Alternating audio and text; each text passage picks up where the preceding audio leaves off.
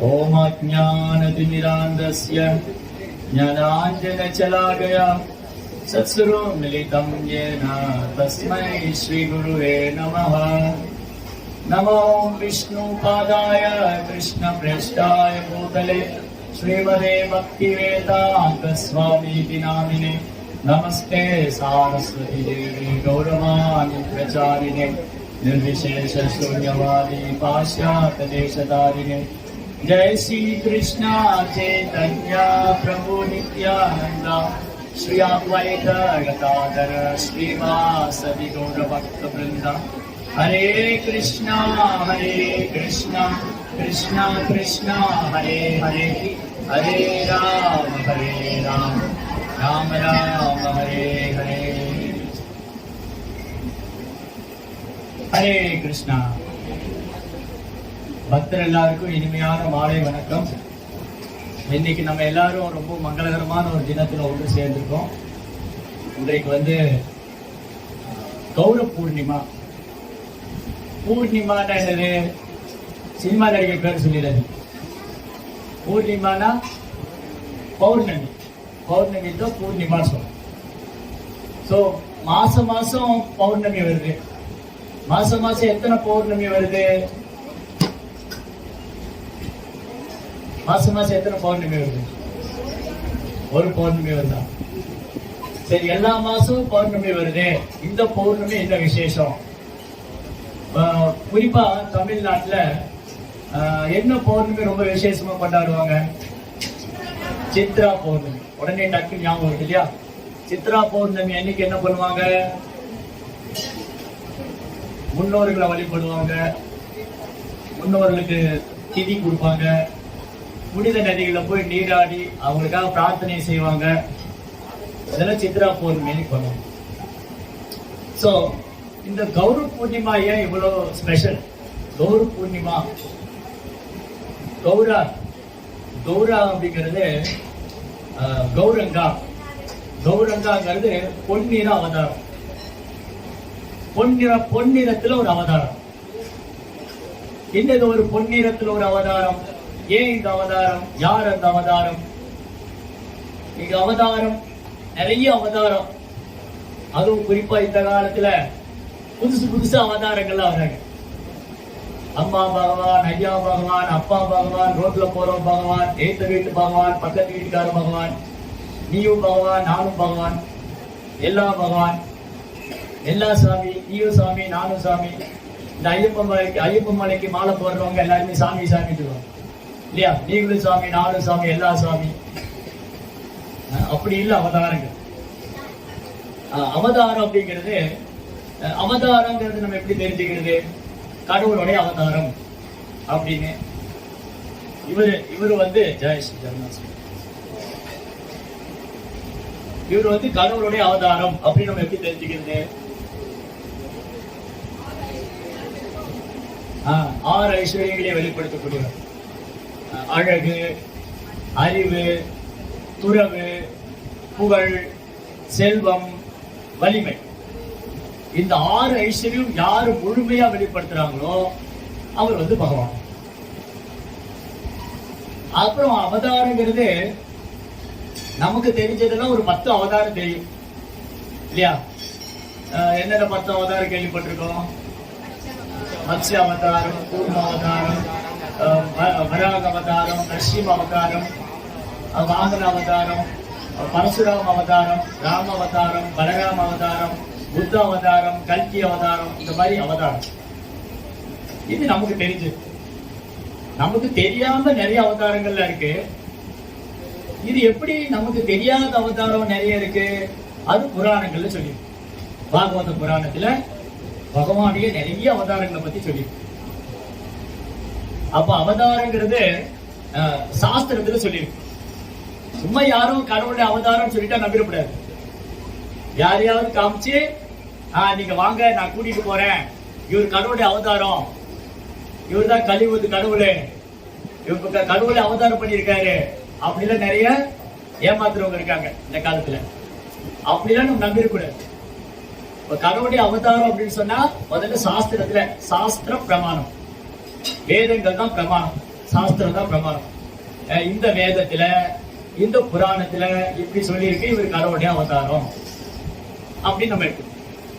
அதுக்கப்புறம் என்ன உதாரணம்? இப்ப கடவுளுடைய அவதாரம்னா சாஸ்திரம் சொல்லியிருக்கு. அப்புறம் எல்லாரும் எப்படி தெரிஞ்சுக்கலாம் இவர் கடவுளுடைய அவதாரம்னு? இப்போ சைதன்ய மகாபிரபுடைய அவதாரம் இன்னைக்கு கௌரங்கர். அவருக்கு நிறைய பேர் இருக்கு. நிமாய், கௌரங்கர், சைத்தன்யர், மகாபிரபு, இதெல்லாம் ஒரு காரணம் பார்க்கலாம் ஏன் ஒரு பேர் அவருக்கு. சரி, முதல்ல அவர் அவதாரம் எப்படி தெரிஞ்சுக்கிறது? இது புது பேரா இருக்கே, தமிழ்நாட்டில் இந்த மாதிரி அவதாரம் நாங்க கேள்விப்பட்டது இல்லையே, இது என்ன அவதாரம்? இது அவதாரம் எப்படி சொல்றீங்க? இப்ப இந்த கேள்வி எல்லாம் வருது இல்லையா? அப்போ ஒரு கடவுளுடைய அவதாரம் எப்படி சொல்றீங்க நீங்க? அப்ப என்ன பிரமாணம்? ஃபர்ஸ்ட் முதல்ல எது பிரமாணம் வச்சு? முதல் பிரமாணம் எது? சாஸ்திரம், சாஸ்திர பிரமாணம். இரண்டாவது குரு சாது சாஸ்திரம். குருமார்கள் சொல்லியிருக்காங்க. ராமானுஜாச்சாரியர், பிரபுபாதர், நிம்பார்க்க சுவாமி, விஷ்ணு சுவாமி, இந்த மாதிரி ஆச்சாரியமார்கள் சொல்லியிருக்காங்க. ஸ்ரீல பிரபுபாதர், பக்தி சித்தாந்த சரஸ்வதி தாக்கூர், பக்தி வினோத் தாக்கூர், இந்த மாதிரி ஆச்சாரியர் சொல்லியிருக்காங்க. அப்புறம் குருமார்கள் சொல்லியிருக்காங்க. அதுக்கப்புறம் சாஸ்திரம் சொல்லுது. பாகவத புராணம் சொல்லியிருக்கு, சைத்தன்ய பாகவதம் சொல்லியிருக்கு, சைத்தன்ய சரித்தாமிரதம் சொல்லியிருக்கு, விஷ்ணு சகஸ்ரநாமம் சொல்லியிருக்கு. இந்த மாதிரி சாஸ்திர பிரமாணம், ஆச்சாரிய பிரமாணம், ஆச்சாரியர் சொல்லியிருக்காங்க, சாஸ்திரம் சொல்லியிருக்கு, அப்புறம் குருமார்கள் சொல்றாங்க. அதுக்கப்புறம் வேற எப்படி தெரிஞ்சுக்கிறது? யாருமே செய்ய முடியாத அமானுஷ்யமான சக்திகளை செய்வார். இப்போ உதாரணத்துக்கு கிருஷ்ணர் வந்து கிருஷ்ணர் வந்து பகவான். கிருஷ்ணர் ஏன் பகவான் சொல்றோம்? அவர் யாருமே செய்ய முடியாத அமானுஷ்யமான செயல் பண்ணார். அப்படி என்ன பண்ணாரு? 6 வயசு குழந்தையா இருந்த போதே கோவர்த்தன் மலையை கொடையா பிடிச்சார். நம்மனால சாதாரண மழை பெய்யுற கொடையை கூட பிடிக்க முடியும். இங்க எவ்வளவு பேர் மழை பெய்யும் போது கொடை பிடிச்சிருக்கீங்க? அதுவும் காத்தடிக்கும் போது மழை பெய்யுற கொடை. காத்து ஒரு திசையில் அடிக்கும், அப்ப கொடையை பிடிச்சிட்டு போனாங்க. அப்ப கொடை என்னாகும்? காத்து எந்த திசை அடிக்குதோ அந்த பக்கம் திரும்பிடும். அப்படி நம்ம நிறுத்திட்டு போகும். அப்போ அந்த மாதிரி அவதாரம் என்ன கிருஷ்ணன்? காற்று அடிக்கிற திசையை நோக்கி இழுத்து செல்லும் கொடையை கூட நம்மால் பிடிக்க முடியாத அவதாரம் அல்ல கிருஷ்ணன். கிருஷ்ணர் வந்து 6 வயது குழந்தையா இருக்கும் போது கோவர்த்தனகிரிய மலையை கொடையா பிடிச்சார். அது அமானுஷ்யமான சக்தி. அந்த அமானுஷ்யமான சக்தியை கிருஷ்ணர் வெளிப்படுத்தினார். சரி, அப்புறம் வேற என்ன உதாரணம் சொல்லலாம்? சரி, அதெல்லாம் அமானுஷ்யமான சக்தி. காளிகள் மேல நர்த்தனம் பண்ணாரு. 3 மாசம் குழந்தையா இருந்தப்போ என்ன பண்ணாரு? பூதனாங்கிற அறிக்கையை கொண்டாரு இல்லையா? இதெல்லாம் கிருஷ்ணனுடைய அமானுஷ்யமான சக்தி. சரி, வேற எதை வச்சு சொல்லலாம்? விஸ்வரூப தரிசனம். யாருமே காண்பிக்க முடியாத பிரம்மாண்டமான ரூபம். நீங்க பகவத்கீதையில பாத்தீங்கன்னா அந்த அட்டை படத்துல போட்டிருக்கோம். உள்ள பகவத்கீதை இருக்கு இல்லையா? எல்லார் வீட்லயும் பகவத்கீதை இருக்கு இல்லையா? இல்லாதவங்க இன்னைக்கு நான் கொடுக்குற வாங்கி. பகவத்கீதைக்குள்ள அட்டை படத்துக்குள்ள அதுல பகவானுடைய விஸ்வரூபம் 11ஆம் அத்தியாயம், பகவத்கீதையுடைய 11ஆம் அத்தியாயத்துல பகவான் விஸ்வரூப தரிசனம் காமிச்சார். 1000 தலைங்க, அதுல 1000 பீடங்கள், 1000 கரங்கள், அதுல வண்ண ஆபரணங்கள், எல்லா திசைகளும் பிரகாசிக்குது, கண்ணு கூசுது. பல கோடி சூரியன் சேர்ந்தா என்ன ஒரு வெளிச்சம் இருக்குமோ அது அந்த விஸ்வரூப தரிசனத்துல இருக்கு. அது பார்க்கவே முடியாது, கண்ணெல்லாம் கூசுது. அப்ப அர்ஜுனன் கிருஷ்ணர் என்ன சொன்னாரு? அர்ஜுனா, இந்த கண்களா நீ அந்த விஸ்வரூபத்தை காண முடியாது, நான் உனக்கு ஒரு கண்ணு கொடுக்கிறேன், அதுலதான் நீ பார்க்க முடியும். அப்ப அந்த பார்வை வந்து கிருஷ்ணர் கொடுத்தாரு. அப்ப இந்த சாதாரண கண்களால பகவானுடைய விஸ்வரூபத்தையே காண முடியாத போது பகவானுடைய சச்சிதானந்த திருமேனி இந்த கண்களால காண முடியும். அப்ப பகவானுடைய சச்சிதானந்த திருமேனி, நித்தியமான அறிவு நிறைந்த ஆனந்தமான ரூபத்தை நம்ம பார்க்கணும்னா இந்த கண்ணால பார்க்க முடியாது. அப்ப எந்த கண்ணால பார்க்க முடியும்? Very good. பக்திங்கிற மை பூசப்பட்ட கண்ணு. இப்ப இவங்க எல்லாம் மை போட்டுருக்காங்களா கண்ணுல? அந்த மாதிரி பக்திங்கிற மை பூச போட்ட கண்ணாலதான் கிருஷ்ணரை பார்க்கணும்.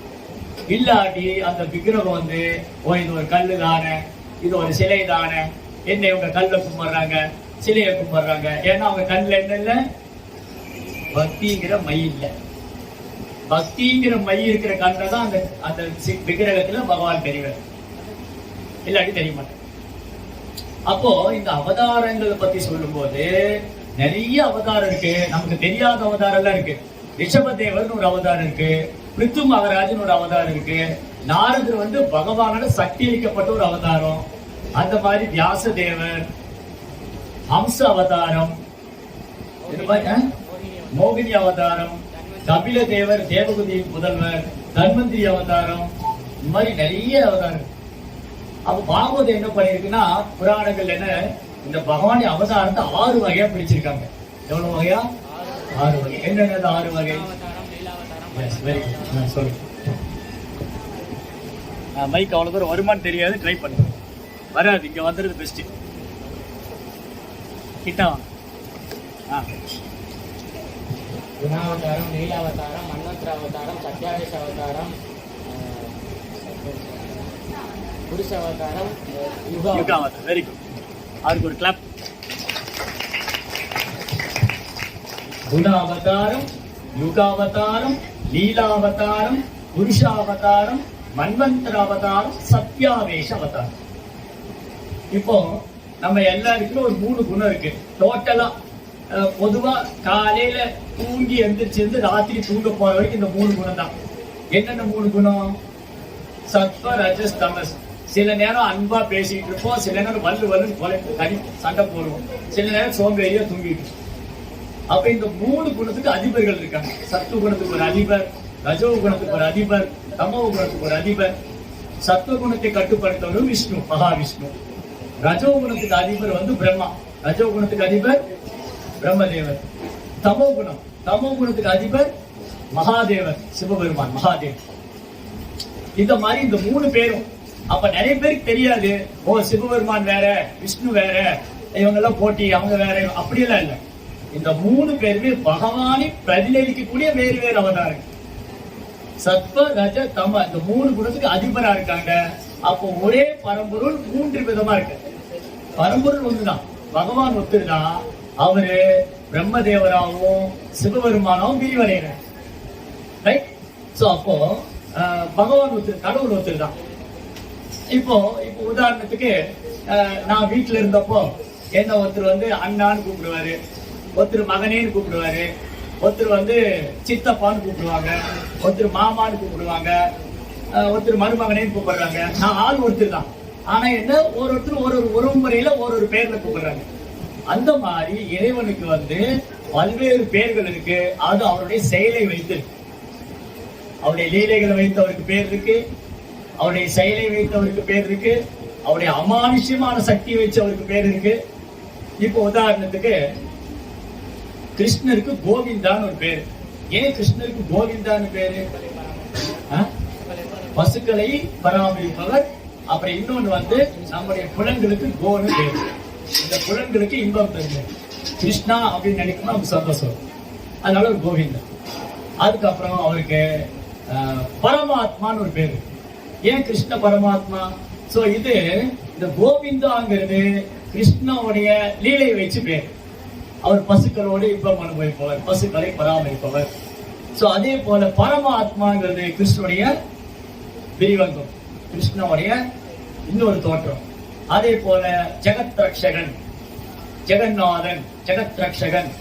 இந்த மாதிரி கிருஷ்ணாவுக்கு அவருடைய அமானுஷ்யமான சக்திகளை வச்சு பேர் உண்டு. சோ இப்படி கிருஷ்ணாவுடைய அவதாரம் பல்வேறு அவதாரங்கள். அதுல குண அவதாரம், அப்புறம் யுக அவதாரம். ஒவ்வொரு யுகத்துக்கும் அவர் அவதாரம் பண்றாரு. அப்புறம் புருஷ அவதாரம். புருஷ அவதாரம்னா அவர் இந்த பிரபஞ்சத்தை எப்படி படைக்கிறாரு, அப்புறம் அந்த ஒரு பிரபஞ்சத்துல எப்படி நுழையிறாரு, அந்த பிரபஞ்சத்துல இருந்து எப்படி பிரம்மா தோன்றாரு, பிரம்மா எப்படி இந்த உலகத்தை சிருஷ்டிக்கிறாரு. இது 3 விஷ்ணு அவதாரம். கார்கோஷாய் விஷ்ணு, சீரோசாய் விஷ்ணு. ஃபர்ஸ்ட் கார்னோசாய் விஷ்ணு, காரண உதகசாய், காரண கடல்ல பள்ளி கொண்டிருக்கிற கார்னோசாய் விஷ்ணு. அவர்கிட்ட இருந்து வரக்கூடிய விஷ்ணு கர்ப்போசாய் விஷ்ணு. அவருடைய நாவிலிருந்து பிரம்மா வரும். சோ பிரம்மாட்ட இருந்து மற்ற பிற தேவர்கள் வரும். அதுக்கப்புறம் ஸ்ரீருதகசாய் விஷ்ணு ஒரு இதயத்துக்குள்ளே பரமாத்மா. சோ இப்படி புருஷ அவதாரம், யுக அவதாரம், குண அவதாரம், லீலா அவதாரம். ராமச்சந்திர பிரபு, பகவான் ராமச்சந்திரர், அப்புறம் வந்து வாமனர், நரசிம்மர், இவங்க லீலை பண்றதுக்காக வந்த அவதாரம். லீலா அவதாரம், மன்வந்தர அவதாரம். இப்ப நம்ம எல்லாம் மனுஷன் சொல்றோம் இல்லையா, உண்மையில நம்மளும் மனுஷங்க தானே, சந்தேகம் இல்லையா? இந்த மனுஷங்கள் எங்கிட்ட இருந்து வந்தாங்க, யார்கிட்ட இருந்து வந்தாங்க? மனுக்கள்கிட்ட இருந்து வந்தாங்க. மனுக்கள்ங்கிறது யாரு? மனித குல தந்தை. இப்ப நம்ம எல்லாருக்கும் அப்பா இருக்காங்க இல்லையா, அந்த அப்பாவுக்கு ஒரு அப்பா இருந்தார் இல்லையா, அந்த அப்பாவுக்கு ஒரு அப்பா இருந்தார் இல்லையா, அப்படியே பின்னாடி போனா நம்ம எல்லாருக்கும் மனுங்கிறவர் தான் தந்தை. இப்ப நம்மளுடைய மனு, நம்ம தந்தை யாருன்னா வைவஸ்வத மனு அப்படிங்கிற மொத்தம் 14 மனு இருக்காங்க. அதுல ஒருத்தர், ஏதாவது புரியுதா? புரிஞ்சா சந்தோஷம். வைவஸ்வத மனு, இந்த வைவஸ்வத மனுவுடைய சந்ததிகள் தான் நம்ம எல்லாம். அப்போ பிதா மக, பிதா அப்பா, பிதான்னா தந்தை. அப்போ எனக்கு ஒரு தந்தை இருக்காரு, அவருக்கு ஒரு தந்தை அப்பா இருந்தாரு. இப்படி போனா நம்ம எல்லாருக்கும் தந்தை யாரு? வைவஸ்வத மனு. அந்த வைவஸ்வத மனுவுக்கு தந்தை யாரு? பிரம்மா. அவர் பிரம்மா. அப்ப பிரம்மாவுடைய தந்தை யாரு? விஷ்ணு, கிருஷ்ணா. அதனாலதான் கிருஷ்ணா பகவத்கீதையில சொல்றாரு, பிதாமகா, நான் தந்தைக்கும் பிதாமகன், தந்தையான தந்தைக்கும் தந்தையான. அதனாலதான் கிறிஸ்தவர்கள் வந்து ஆண்டவர் சொல்றாங்க. ஆண்டவர் ஒருத்தர் இருக்கிறாரு, ஆண்டவர், ஆண்டவர். அந்த ஆண்டவர் ஒருத்தர் இருக்கிறாரு, அந்த ஆண்டவருக்கு தான் எல்லாமே தோன்றுது. அப்போ கிருஷ்ணர் வந்து பிதாமகஸ்ய ஜெகதோ மாதா தாதா பிதாமக வேத்யம் பவித்ரம் ஓம்கார ரிக்ஷாம யஜுரேவச்ச. கீதையில பகவத்கீதையில என்ன சொல்றாரு? இந்த அகிலத்துடைய தாய், தந்தை, முன்னோன், காப்பவன் எல்லாமே நான் தான். பிதாமகஸ்ய ஜெகதோ மாதா தாதா பிதாமக வேத்யம் பவித்ரம் ஓம்கார ரிக்ஷாம யஜுரேவச்ச. இந்த வேத மந்திரங்களும் பகவான் தான் தோல்வி. அப்பேற்பட்ட பகவான் கிருஷ்ணன் அவரு பல்வேறு அவதாரம் பண்றாரு. பேசிட்டு இருந்தோம். குண அவதாரம், புருஷ அவதாரம், யுக அவதாரம், லீலா அவதாரம், மன்வந்தர அவதாரம், சத்யாவேஷ அவதாரம். இந்த சத்யாவேஷ அவதாரம் என்னதுன்னா, ஒரு குறிப்பிட்ட நோக்கத்துக்காக ஒருத்தருக்கு பகவான் சக்தி கொடுப்பாரு. அந்த சக்தி கொண்டு ஒரு அமானுஷ்யமான செயலை பண்ணுவார். இப்ப நான் வந்து யார் சொன்ன? வியாசதேவர் சொன்ன. வியாசதேவர் வந்து பகவானால் சக்தி அளிக்கப்பட்ட அவதாரம். ஏன் வியாசர் வந்து பகவான் எதுக்காக வியாசருக்கு பகவான் சக்தி கொடுத்தாரு? அவர் தான் வேதங்கள்லாம் தொகுத்தார், வேத வியாசர். அப்ப வேதங்கள்லாம் சாதாரண மனுஷங்க எழுதுனதில்ல, அது பகவானுடைய அவதாரம் எழுதுனது. இன்னைக்கு நிறைய பேர் வேதங்கள்லாம் கற்பனை, ராமாயண கற்பனை, மகாபாரதம் கற்பனை, புராணங்கள்லாம் கற்பனை. இல்ல, அப்படி இல்ல. இது மனுஷங்க எழுதுனதல்ல, இது பகவானால சக்தி அளிக்கப்பட்ட அவதாரமான வியாசதேவர். அது மாதிரி பரசுராமர் ஒரு சத்யாவேஷ அவதாரம். அது மாதிரி நாரதர், பிருத்து மகாராஜ், ரிஷபதேவர், இந்த மாதிரி நிறைய பேர் பாகவதத்தில் இருக்காங்க. பகவானால ஒரு குறிப்பிட்ட நோக்கத்துக்காக சக்தி அளிக்கப்பட்டது. இப்படி எல்லாம் பண்ணிட்டு கிருஷ்ணா, பகவான் கிருஷ்ணர் என்ன பண்ணாங்க? அவரு நம்ம எல்லாருக்கும் அவர் தான் தந்தை. நம்ம எல்லாருக்குமே, நம்ம அப்பாவுக்கு, அப்பாவுடைய அப்பாவுக்கு, நம்ம எல்லாருக்குமே, ஏன் பிரம்மாவுக்கு கூட அவர் தான் தந்தை. அந்த கிருஷ்ணரை விட்டுட்டு நம்ம எல்லாம் வந்துட்டோம். அந்த பகவானை விட்டுட்டு நம்ம எல்லாம் வந்துட்டோம். அப்ப பகவான் எங்க இருக்காரு? அவருடைய உலகத்தில் இருக்காரு. அவருடைய உலகமான ஆன்மீக லோகம். நம்ம அபிஷேகம் ரொம்ப பாடணும் இல்லையா, கிருஷ்ணனுடைய ஆன்மீக லோகத்தை பத்தி பாடணும். கிருஷ்ணனுடைய ஆன்மீக லோகம் எப்படி இருக்கும்?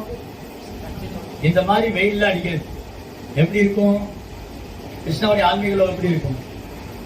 சிந்தாமணி பிரகர சத்மசு கல்ப விருக்ஷா லக்ஷா பிரதேச சுரவீர் அபிபாலயந்தம் லக்ஷ்மி சகசர சத சம்பிரம சேவியமான கோவிந்தமாதி புருஷம் நமகம். பகவானி வைகுந்த லோகம் எப்படி இருக்குன்னா, அதுக்கு பேரே வைகுந்தம் தான். வைகுந்தம்னா என்னது? குந்தானா துன்பம், வைகுந்தனா அந்த துன்பமே கிடையாது. இங்க எவ்வளவு பேருக்கு துன்பமே இல்லாத இடத்துக்கு போகணும்னு ஆசையா இருக்கு? எல்லாருக்குமே ஆசை இல்லையா? யாராவது சொல்லுவாங்களா, சாமி என்ன ஒரு துன்பமான இடத்துல கொண்டு போய் போடுங்க இல்லையா, என்ன துன்பத்திலிருந்து விடுவீங்க தான் சொல்லுவாங்க. யாருமே என்ன துன்பமான இடத்துல போடுங்க சொல்லுவாங்க. அப்போ பகவானி ஆத்மீக லோகம் துன்பமே இல்லாத இடம். அங்க சிந்தாமணி கல்லால கட்டப்பட்டிருக்கு. இந்த சிந்தாமணி கல்லு நம்ம இந்த ஊர்ல பார்த்ததில்லை. பார்த்தா அடிதடிதான் இடிந்து போயிடுவான், கொள்ளையடிச்சிடுவான், இல்ல அரசியல்வாதியை பதுக்கி வச்சுடுவான். இங்கெல்லாம் கருங்கல் செங்கல் தான் கிடைக்கும். கருங்கல், செங்கல், ஹாலோ பிளாக், சிமெண்ட் கல்லு. ஆனா சிந்தாமணி கல் எப்படி இருக்கும் தெரியுமா? எப்படி? சிந்தாமணி கல் ஃபுல்லா கோல்டு. தங்கம். சிந்தாமணி கல்லை வச்சு எதை தொட்டாலும் தங்கமாகும். சிந்தாமணி கல்லை வச்சு யமுனாவை தொட்டா யமுனா தங்கமாயிடும். யமுனா ஆல்ரெடி தங்கம் தான். ஓகேவா? சோ சிந்தாமணி கல் வந்து கோல்டு. சோ கிருஷ்ணருடைய ஆத்மீக லோகம் பிரகரான சுற்று பிரகாரம். சிந்தாமணி பிரகர சத்வசு கல்ப விருக்ஷா. அங்க வந்து கடவுளுடைய பகவானுடைய பரலோகம், ஆண்டவருடைய பரலோகம் வந்து சிந்தாமணி கல்லால கட்டப்பட்டிருக்கு. இது எப்படி இருக்கு? அங்க மரம் எல்லாம் இருக்கு, இங்கேயும் மரம் இருக்கு. அங்க இங்க இருக்கிற மரத்தையும் வெட்டி போடுறான். ஆனா அங்க மரம் இருக்கு, அதுக்கு கல்ப விருக்ஷ மரம்னு பேர். விருக்ஷம்னா மரம், கல்ப விருக்ஷ மரம்னா என்னது? கேட்டதெல்லாம் கொடுக்கும். யமுனா போய் ஓ கல்ப விருக்ஷ மரமே எனக்கு 2 குலோப் ஜாமுன் கொடு அப்படின்னு உடனே கொடுக்கும். நம்ம வீட்டுல குலோப் ஜாமுன் போடுறது கஷ்டம். மாவு வாங்கணும், பிசையணும், ஒழுங்கா பிசையணும், சொதப்பிடும், இல்ல உடஞ்சி போயிடும், பீஸ் ஆயிடும். பேசாம குலோப் ஜாமுன் இஸ்கான்லயே போய் சாப்பிட்டுக்கலாம்னு தோணும். இஸ்கான்லயும் பயந்து தான் பண்றாங்க குலோப் ஜாமுன். எங்கேயாவது ஏதாவது சொல்லிடுவாரோ இல்லையா? அப்போ இந்த குலோப் ஜாமுன் வந்து கல்ப விருட்ச மரம் கேட்டதுல, கல்ப விருட்சம்னா டிசைர் ட்ரீ, எதை கேட்டாலும் கொடுக்கும். ஓ கல்ப விருட்ச மரமே எனக்கு பூரி அல்வா 2 சமோசா கொடுன்னா உடனே கொடுக்கும். இப்பேற்பட்ட இடம் சிந்தாமணி பிரகர சத்மசு கல்ப விருட்சா லக்ஷாவிருதேச சுரபி. சுரபி பசு இருக்கு இல்லையா? இந்த சுரபி பசு வந்து லட்சக்கணக்கான பசு, கோடிக்கணக்கான பசு. அந்த பசுவுடைய மடியிலிருந்து பால் சுரந்து சுரந்து சுரந்து அப்படி பால் ஆறா ஓடும். இங்க பாக்கெட் பால் கூட சாப்பிட முடியல, அங்க பால் ஆறாவே ஓடும். லக்ஷாவதேஸ்வரபி. லக்ஷ்மி எவ்வளவு? லட்சுமி சகசிரம்னா எவ்வளவு? 1000கணக்கான லட்சுமி. ஒரு லட்சுமி இப்படி பார்த்தா நம்ம எங்க போயிடும்? ஒரு லட்சுமி கடைக்கனால பார்த்தா என்ன ஆகும்? நம்ம கோடீஸ்வரன் ஆயிரும். அங்க ஆயிரக்கணக்கான லட்சுமி பகவானுக்கு சேவம். லட்சுமி சகசர சத சம்பிரம சேவியமான ஆயிரக்கணக்கான லட்சுமி இந்த பகவானுக்கு சேவை பண்றாங்க. அதுதான் நம்முடைய ராஜ்யம், இறைவனுடைய ராஜ்யம், நம்முடைய ஒரிஜினல் பிளேஸ். நம்ம அனைவருடைய இந்த பூமியில் இருக்கிற எல்லா ஜீவஜாலங்களும், மரம், செடி, கொடி, தாவரங்கள், பறவைகள், விலங்கினங்கள், புழுக்கள், பூச்சிங்க, 84 லட்சம் வகையான எல்லா உயிரினங்களும் எங்கிருந்து வந்திருக்கு? இறைவனுடைய ராஜ்யத்திலிருந்து. எனக்கு வேண்டாம், எனக்கு கிருஷ்ணா வேண்டாம், கிருஷ்ணாவுடைய உலகம் வேண்டாம், நானே போய் எஜமானனா இருந்துக்கிறேன், நானே அனுபவிக்கிறேன், நானே கட்டுப்படுத்துவேன், நானே கிருஷ்ணருக்கு கீழ்ப்படியணும் அப்படின்னு நம்ம எல்லாம். சோ கிருஷ்ணர் பார்த்தாரு. இது எப்படின்னா வீட்டுல அப்பாவுக்கு பையனுக்கு உள்ளது மாதிரி. சில நேரம் பையன் அப்பா சொல்றதை கேட்காம கோச்சிட்டு போயிடும். அது மாதிரி சில வீட்டுல நடக்குது, எனக்கு எல்லாரும் வீட்லயும் நடக்குது. பையன் என்ன பண்ணுவான்? அப்பா சொல்றதை கேட்காம போயிடும். நான் அப்பா என்ன பண்ணுவாரு? மனசு தாங்க, ஐயோ என் பையனாச்சு, அவன் வெளியே போயிட்டாங்க, எப்படியா உதவி செய்யணும். அந்த மாதிரி என்ன ஆகுதுன்னா நம்மளை தேடி கடவுள் வர. நம்ம கடவுள் வேணான்னு வந்துட்டாலும் ஆண்டவர் நம்மளை தேடி இறங்கி வர. அதான் வந்து கிறிஸ்தவர்கள்லாம் ஆண்டவர் நம்மளை ரட்சிக்கிறாரு, ஆண்டவரை அடைக்கலம் கொள்ளுங்க, ஆண்டவரிடம் பிரார்த்தனை செய்யுங்க, பரலோக ராஜ்யத்தை நம்ம திரும்ப போகணும்னு எல்லாம் சொல்றாங்க இல்லையா? இதெல்லாம் வந்து நம்ம புராணங்கள் இருக்கு. கடவுளுடைய உலகம் எப்படி இருக்கு, அங்க எப்படி இருக்கும், அங்க போனா எப்படி இருக்கும், எல்லாமே இருக்கு. எல்லாம் வர்ணனை இருக்கு. நதத்பாஷயதே சூரியோ நசாங்கோ நபாவகா எத்தத்வான நிவர்த்தந்தே தத்தாவ பரமம். எனது உலகத்தில் சந்திரன் தேவையில்லை, சூரியன் தேவையில்லை, மின்சாரம் தேவையில்லை. அப்ப எப்படி வெளிச்சமா இருக்குங்க? பகவானுடைய உலகத்துல, பரலோகத்துல, ஆண்டவனுடைய ராஜ்யத்துல சந்திரன் தேவையில்லை, சூரியன் தேவையில்லை, மின்சாரம். அப்ப எங்க வெளிச்சமா இருக்கும்? எப்படி வெளிச்சமா இருக்கும்? அந்த மாதிரி ஏதாவது கிரகம் நம்ம பார்த்திருக்கோமா? சந்திரன் இல்லாம வெளிச்சம் இல்லாத கிரகம் பார்த்திருக்கோமா? ஏன் பார்க்கலையா? தினமும் பார்த்துட்டு தான் இருக்கும். சூரியனுக்கு வெளிச்சம் தேவையா? சூரியன்ல யாராவது போய் லைட் போடணுமா? சூரியனுக்குள்ள யாராவது சூரியனை ஏற்றி வைக்கணுமா?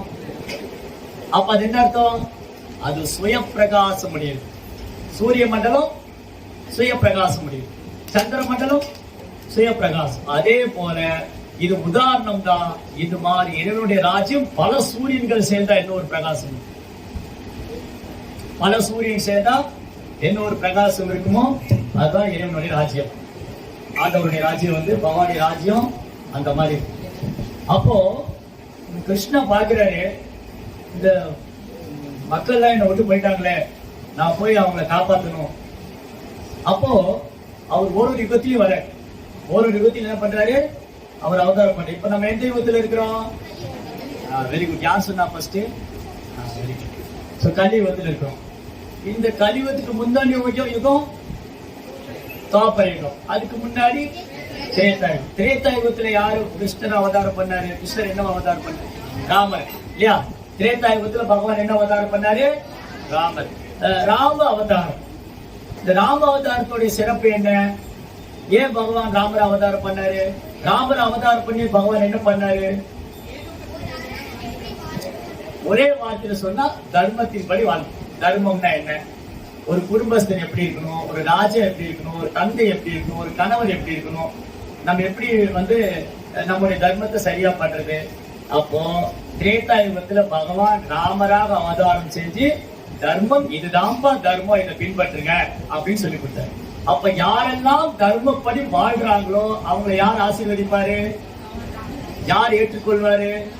யாரெல்லாம் தர்மப்படி வாழ்றாங்களோ, யாரெல்லாம் தர்மத்தை பின்பற்றுகின்றார்களோ அவங்களை யார் ஆசீர்வதிப்பாரு?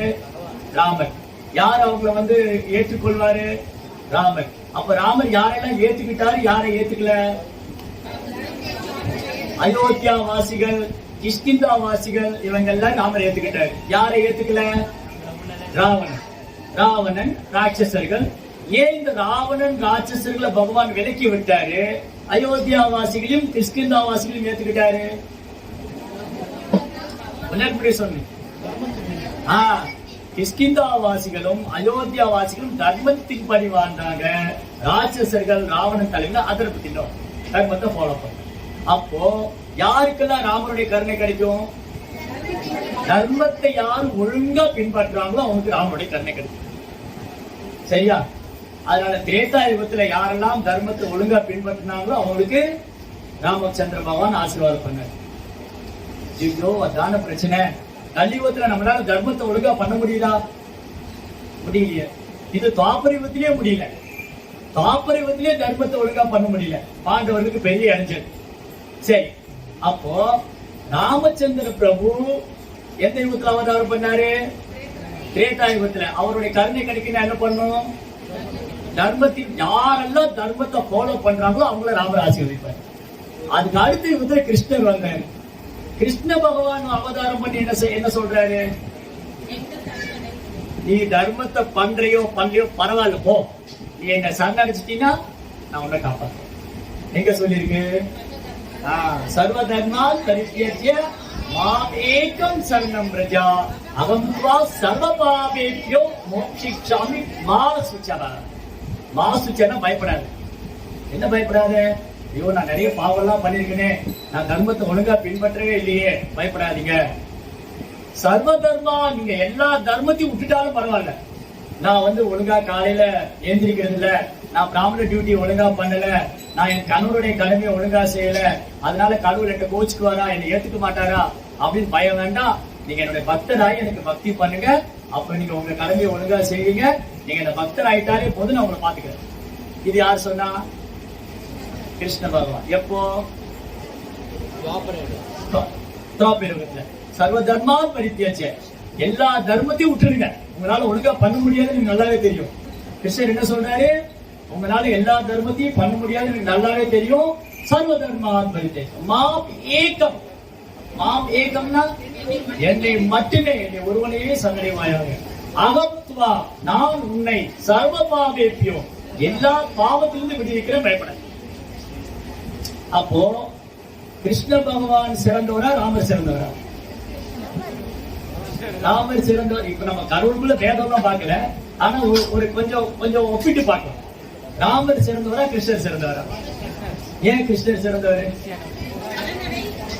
நீ தர்மத்தை ஒழுங்கா பண்ண முடியலன்னு பரவாயில்ல, என்ன சரணாகதி பண்ணிட்டு நான் உன்னை காப்பாத்திடுறேன், பயந்துக்க. சரி, எல்லாம் கிருஷ்ணர் பாத்துக்குவாரு. நான் கிருஷ்ண பக்தர் சொல்ற மாதிரி நடந்துக்கிறேன், நான் பகவத்கீதை பின்பற்றேன், கிருஷ்ணா என்ன பாத்துக்குவாரு. அப்படிங்கும் போது என்ன ஆகும்? நீங்க நம்ம தர்மத்தை ஒழுங்கா பண்றோமோ இல்லையோ, கிருஷ்ணா அனுகிரகம் பண்ணிடுவார். சரி, இவன் என் பக்தன். சரி, மகாபாரதத்துல நிறைய உதாரணம் இருக்கு. எங்கெல்லாம் உதாரணம் இருக்கு? பக்தர்கள் கொஞ்சம் தர்மத்துக்கு விலகினாலும் கிருஷ்ணா விட மாட்டாரு. பீஷ்மா, அப்புறம் யுதிஷ்டர்.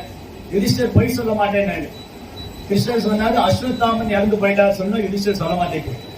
இது தர்மம் இல்ல, நான் சொல்ல மாட்டேன். ஆனா பீமன் என்ன பண்ணாரு? சொல்றேன். ஏன்னா கிருஷ்ணா சொல்றாரு. கிருஷ்ணா என்ன சொல்றது? தர்மம். தர்மம் து சாட்சாத் பகவத். கிருஷ்ணா என்ன சொல்ற? தர்மம். சோ என்ன பண்ணாரு? கிருஷ்ணா சொன்னாரு, பீமா இந்த படையில அஸ்வத்தாமன் ஒரு யானை இருக்கு, அதை கொண்டுடுங்க.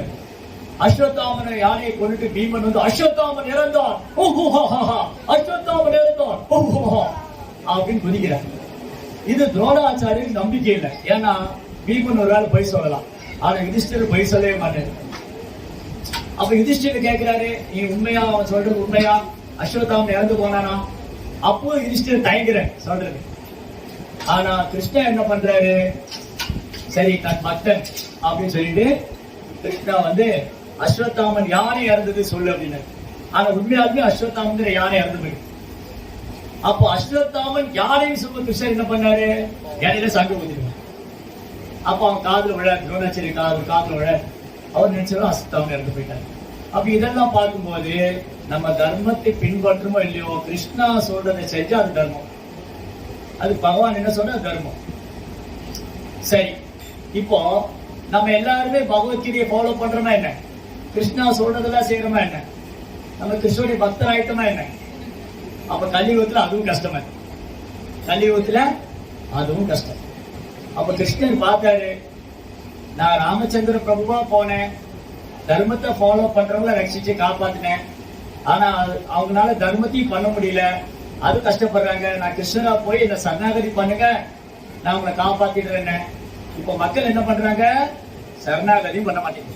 இங்க எவ்வளவு பேர் கடவுளை சரணாகதி பண்ணிட்டீங்க? கை தூக்குங்க, 2 கை. நான் கடவுளை சரணாகதி செய்து விட்டேன், எனக்கு எந்த கவலையும் இல்ல, எதை பத்தியும் கவலைப்படுறது இல்ல, நான் எந்த தர்மத்தை பத்தி கவலைப்படுறது இல்ல, நான் கடவுளை முழுமையா சரணடைந்து விட்டேன். ஓ ஆண்டவரே, பரலோக பிதாவே நினைச்சிப்பாயாக. நான் சொல்றேமா, அதனாலதான் இந்த சைதன்ய மகாபிரபு அவதாரம். கிருஷ்ணா ஏன் சைதன்ய மகாபிரபு அவதாரம் செய்தாருன்னா, அவரு நம்ம கடவுளை நோக்கி போகல, கடவுள் நம்மை நோக்கி வந்திருக்கிறார். நம்ம கிருஷ்ணரை நோக்கி போகல, கிருஷ்ணா நம்மளை தேடி வந்திருக்க. அப்ப என்ன அர்த்தம் அதுக்கு? நாம கடவுளை தேடி போகல, கடவுள் நம்மளை தேடி வந்திருக்காருன்னு என்ன அர்த்தம் இருக்கு? கருணாவதாரம். கருணையே அவதாரமா கொண்டு. கருணை தான் ஆயுதம். சைதன்யம் அப்படி ஆயுதம் வந்து கருணை. கிருஷ்ணனுடைய ஆயுதம் ராமுடைய ஆயுதம் வில்லு. ராமுடைய ஆயுதம் வில்லு, கிருஷ்ணாவோட ஆயுதம் சுதர்சனம், சைதன்யாவுடைய ஆயுதம் கருணை. கருணை தான் ஆயுதம். அதுக்கப்புறம் அவரு நம்ம கொடுத்திருக்கிற வாய்ப்பு என்னன்னா, ஓகே இப்போ நான் சைதன்ய மகாபிரபு பத்தி சொல்றேன். இப்ப யார் ரொம்ப கருணை வாய்ந்தவன்னு சொல்றேன்? சைதன்ய மகாபிரபு பத்தி சொல்றேன். சைதன்ய மகாபிரபு, நீங்க தர்மத்தை ஃபாலோ ஹரே கிருஷ்ணா, நீங்க தர்மத்தை ஃபாலோ பண்ணினாலும் பின்பற்றினாலும் பரவாயில்ல, நீங்க இந்த சரணாகதி பண்ணினாலும் பரவாயில்ல, நீங்க பாவியா இருந்தாலும் பரவாயில்ல, நீங்க என்கிட்ட வரலைனாலும் பரவாயில்ல, நீங்க ஹரிநாமத்தை சொல்லுங்க. ஹரே கிருஷ்ணா ஹரே கிருஷ்ணா கிருஷ்ணா கிருஷ்ணா ஹரே ஹரே ஹரே அவ்வளவுதான். இப்ப யார் ரொம்ப கருணை வாய்ந்தது? சைதன்ய மகாபிரபு. ஏன் சைதன்ய மகாபிரபு கருணை வாய்ந்தவர்? நாம பாவியா இருந்தா கூட நம்மளை மன்னிக்கிறார். இவன் தர்மத்தை பின்பற்றானா, இவன் என்ன சரணாகதி பண்ணிருக்கானா, இவன் பாவியா அப்படிலாம் பார்க்கல. அதுக்கு ஒரு சாட்சி இருக்கா? பாபி தாப்பி யதாச்சிலோ ஹரிநாம உதாரிலோ தாரா சாட்சி ஜகாய் மதாய். ஜகாய் மதாய் 2 பேர் இருந்தாங்க. நீங்க வந்து இந்த கதை ரெகுலரா இஸ்கான் கோயில்ல வரவங்களுக்கு அந்த கதை கேட்டிருப்பீங்க. கிருஷ்ணபிரியா அழகா சொல்றேன், அப்புறம் சொல்றேன். இந்த கிளாஸ் முடிஞ்ச உடனே கிருஷ்ணபிரியா 10 minutes கதை சொல்லுவோம். இந்த ஜகாய் மதாய் ரொம்ப பாவிங்க, நல்லா குடிப்பாங்க, ரொம்ப கெட்ட வார்த்தையெல்லாம் பேசுவாங்க, கீழே போற ட்ரெஸ் மேல போட்டிருப்பாங்க, மேல போற ட்ரெஸ் கீழே போட்டிருப்பாங்க, தலை குப்புற நடப்பாங்க. அந்த மாதிரி பாவிங்க. அவங்க கிட்ட போய் நீங்க பாதியா இருந்தாலும் பரவாயில்ல, ஹரே கிருஷ்ணா மந்திரம் சொல்லுங்க, எந்த தகுதியும் பார்க்கல. இவங்க பிராமணரா உயர்ந்த குலத்துல பிறந்திருக்கு, இவங்க பிராமணரா உயர்ந்த குலத்துல பிறந்திருக்காங்களா, எந்த தகுதியும் பார்க்கல. நீங்க எவ்வளவு பெரிய பாவியா இருந்தாலும் பரவாயில்ல, நீங்க என்ன பண்ணுங்க, ஹரே கிருஷ்ணா மந்திரம் சொல்லுங்க. இது சொன்னது யாரு? நித்யானந்த பிரபு யாரு? பலராம். அப்போ கிருஷ்ணர் சைதன்ய மகாபிரபு அவதாரம் செய்யறாரு தெரிஞ்ச உடனே கிருஷ்ணர் கூட யார் வராரு? நித்யா பலராம். எப்பெல்லாம் கிருஷ்ணர் இந்த பூமியில வராரோ அப்ப கூட யார் வராரு? ராமர் வந்தப்ப யார் வந்தாரு? அப்ப சைதன்ய மகாபிரபு யார் வந்தப்போ? நித்யானந்த பிரபு ரொம்ப கருணை வாய்ந்தவர். அந்த மாதிரி கிருஷ்ணர் சைதன்ய மகாபிரபு அவதாரம் பண்றாரு, நித்யானந்தர் கூட வந்து இந்த ரெண்டு பேருமே ரொம்ப ரொம்ப ரொம்ப கருணை வாய்ந்தவங்க. பாவிங்க, எந்த ஒரு தகுதி இல்லாதவங்க, ரொம்ப கீழே வீழ்ந்து போன நம்மள மாதிரி உள்ளவங்க. கொஞ்சம் யோசிச்சு பாருங்க, நம்ம இந்த மாதிரி சத்சங்கத்துல எல்லாம் போகல, பக்தி பண்ணல அப்படின்னா எப்படி இருக்கும்? அவ்வளவுதான், ரொம்ப மோசமா இருக்கு இல்லையா? இப்பவே ரொம்ப மோசமான வாழ்க்கை, ஒரு பெரிய போன்ற மாதிரி எல்லாம் ஒண்ணும் இல்லை. அப்போ பக்தியில இருந்தே நம்மளால நமக்கு இந்த கெட்ட குணங்கள்லாம் இருக்கு, பக்தியில இல்லைன்னு என்ன சொல்றோம்? அப்போ கலியுகத்துல தெய்வீகமான குணம் உள்ளவங்க நிறைய இருக்காங்களா, கெட்ட குணம் உள்ளவங்க நிறைய இருக்காங்களா? தர்மத்தை பின்பற்றவங்க நிறைய இருக்காங்களா, அதர்மத்தை பின்பற்றவங்க நிறைய இருக்காங்களா? பாவம் செய்யறவங்க நிறைய இருக்காங்களா, புண்ணிய ஆத்மாக்கள் நிறைய இருக்காங்களா? அப்ப என்ன வழி? ஒரே வழி. இப்போ கலியுகத்துல கிருஷ்ணர் வந்து என்ன பண்ணு, ராமர் வந்து என்ன பண்ணுவாரு? கலியுகத்துல ராமர் அவதாரம் பண்ணிட்டு என்ன பண்ணுவாரு? இல்ல, யாருமே எடுத்துக்க மாட்டாரு, எல்லாம் பாவம் பண்றோம், அதர்மம் பண்றோம். கிருஷ்ணர் வந்து என்ன பண்ணுவாரு? இவங்க யாருமே சரணாகதி பண்ண மாட்டேங்கிறாங்க, விட்டுருவாரு. சைதன்ய மகாபிரபு விட மாட்டேன். சைதன்ய மகாபிரபு, ஸ்ரீ கௌரங்க மகாபிரபு கி. சைதன்ய மகாபிரபு ஏதாவது கேட்கிறாரா? சைதன்ய மகாபிரபு விக்கிரகம் நீங்க பாத்திருக்கீங்க இல்லையா? ரெண்டு பேருக்கு கை தூக்கி நிற்பாங்க. அவங்க முன்னாடி வந்து, ஓ சைதன்ய மகாபிரபு, நான் உனக்கு வந்து உண்டியில் எவ்வளவு பணம் போடுறேன், இல்ல நான் உனக்கு அது செய்யறேன், அதுல எல்லாம் திருப்தி ஆக மாட்டேன். நம்ம கிட்ட என்ன இருக்கோ இல்லையோ, சைதன்ய மகாபிரபு முன்னாடி வந்து ரெண்டு கையும் உயர்த்தி, ஹரே கிருஷ்ணா ஹரே கிருஷ்ணா கிருஷ்ணா கிருஷ்ணா ஹரே ஹரே ஹரே. இந்த மாதிரி நாம சொல்லிட்டாலே பகவான் திருப்தி ஆகுவார். அப்ப கலியுகத்துல நம்ம எல்லாம் விடுவிக்கிறதுக்காக பகவான் சைதன்ய மகாபிரபு கருணாவதார், கருணையே உருவான அவதாரமா வந்திருக்காரு. அவர் கொண்டு வந்த ஆயுதம் வந்து, அவர் வந்து கருணை ஆயுதமா கொண்டு வந்திருக்காரு. நமக்கு எல்லாம் வியாதி இருக்கு. நமக்கு என்ன வியாதி இருக்கு? பௌதீக விஷயங்கள்ல நாட்டம். அதுக்கு மருந்து வேணும் இல்லையா, அந்த வியாதி போறதுக்கு. அப்ப அவர் ஒரு மருந்து கொண்டு வந்திருக்காரு. அந்த மருந்து என்னது? ஹரே கிருஷ்ணா ஹரே கிருஷ்ணா கிருஷ்ணா கிருஷ்ணா ஹரே ஹரே. அந்த மாதிரி சைதன்ய மகாபிரபு ஹரே கிருஷ்ணா மந்திரம் கொடுத்திருக்காங்க. அது ரொம்ப கருணை. சரி, இப்ப அடுத்தது ஒரு சந்தேகம் வந்துடும். இந்த சைதன்ய மகாபிரபு பத்தி எனக்கு தெரியவே செய்யாது, யாரு சொல்லி கொடுத்தாங்க? சைதன்ய மகாபிரபு பத்தி எனக்கு தெரியவே செய்யாது, யார் சொல்லி கொடுத்தாங்க? பிரபுபாதர். பிரபுபாதர், ஒருவேளை பிரபுபாதர் இல்லையா? பிரபுபாதர் வரலைன்னா சைதன்ய மகாபிரபு யாருன்னு தெரிஞ்சிருக்காரு. சைதன்ய மகாபிரபு வரலைன்னா என்ன ஆகும் நம்ம நிலைமை? அதனால நம்ம ரொம்ப பாக்கியம் பண்ணிருக்கோம். நம்ம எல்லாரும் ரொம்ப பாக்கியம் பண்ணிருக்கோம். பிரபுபாத கருணையால இன்னைக்கு உலகம் பூரா சைதன்ய மகாபிரபு அவதாரத்தை கொண்டாடுறோம். அமெரிக்கா, ரஷ்யா, ஜெர்மன், ஆஸ்திரேலியா, ஐரோப்பா, எல்லா உலக நாடுகளையும் இன்னைக்கு என்ன பண்ணாங்க? இந்த ஃபங்க்ஷன், இந்த பண்டிகை வந்து ரொம்ப விமர்சையா கொண்டாடுறோம். அதனால நமக்கு வந்து ரொம்ப பாக்கியம். இந்த கலியுகத்துல பிறந்தது எல்லாருக்கும் பாக்கியம் தான். ஒரு வகையில துரதிருஷ்டம் சொன்னாலும் இன்னொரு வகையில அதிர்ஷ்டம் இருக்கு. எந்த கலியுகத்துல பிறந்த என்ன துரதிருஷ்டம்? எல்லாரும் பாவிகளா இருக்கும். என்ன அதிர்ஷ்டம்? சைதன்யம் அப்படியே கருணை, பிரபுபாதே கருணை. அதனால இந்த கருணையை பெற்றுக் கொள்றதுல ஏதாவது கஷ்டமா? இந்த கருணை போய் விட்டுருங்க, உட்காருங்க. ஹரே கிருஷ்ணா. இந்த கருணையை பெற்றுக்கொள்ள ஏதாவது கஷ்டமா? அப்ப என்ன பண்ணலாம்? ஹரே கிருஷ்ணா ஹரே கிருஷ்ணா கிருஷ்ணா கிருஷ்ணா ஹரே ஹரே ஹரே ஜெபம் பண்ணலாம், பக்தர் சங்கத்துல வரலாம், செய்திமா அப்படி கேட்கலாம், அவருடைய போதனைகளை ஃபாலோ பண்ணலாம். இந்த மாதிரி சண்டே ஏதோ இங்க ப்ரோக்ராம் நடக்குது, எல்லாரும் வாங்க கலந்துக்கங்க. இப்போ பகவானுக்கு ஆரத்தி நடக்கும், நம்ம சைத்திரமாவிட்ட பிரார்த்தனை பண்ணுவோம். ஓ பகவானே, கருணையே அவதாரமானவரே, இந்த பாவிகளை காப்பாத்துறதுக்காக நீங்க வந்திருக்கீங்க. நான் பாவியிலான பாவி, ரொம்ப கீழ்நிலையானவன், கடைநிலையானவன், ரொம்ப மோசமானவன். என்ன மாதிரி ஒரு பாவி இந்த உலகத்துல பார்க்கவே முடியாது. அதனால உங்க கருணையால நான் நாம ஜெபிச்சு கிருஷ்ணன் மேல அன்பு வளர்த்துக்கணும், உங்க கருணை தான் எனக்கு வேணும் அப்படின்னு நம்ம பிரார்த்தனை. எப்படி பிரார்த்தனை பண்ணணும்?